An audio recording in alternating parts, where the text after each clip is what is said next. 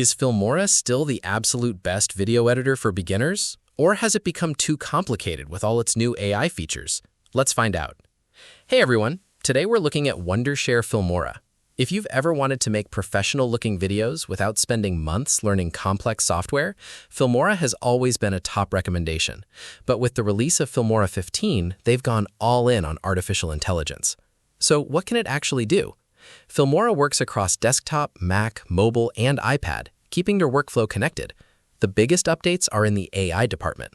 For creators, they've introduced AI text-to-video and AI image-to-video using VO 3.1, which lets you generate footage out of thin air. There's also an AI video extender and a suite of smart audio tools like an AI sound effect generator, AI music generator, and AI video translation. Plus, you still get beginner-friendly classics like auto captions, audio ducking, and auto beat sync, alongside a massive library of over 2.9 million creative assets. Now, let's talk about the pros and cons. On the pro side, Filmora is incredibly versatile. It bridges the gap between simple mobile editing and advanced desktop production, making it perfect for YouTube, TikTok, and Instagram Reels.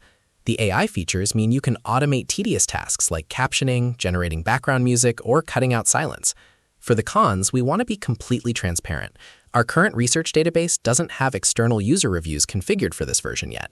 This means we can't verify real-world performance, potential software bugs, or how heavy these new AI features are on older computers. Our final opinion?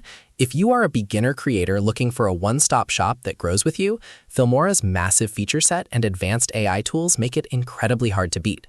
What do you think? Have you tried Filmora's new AI tools yet? Let us know in the comments below, and don't forget to like and subscribe for more honest creative tool reviews.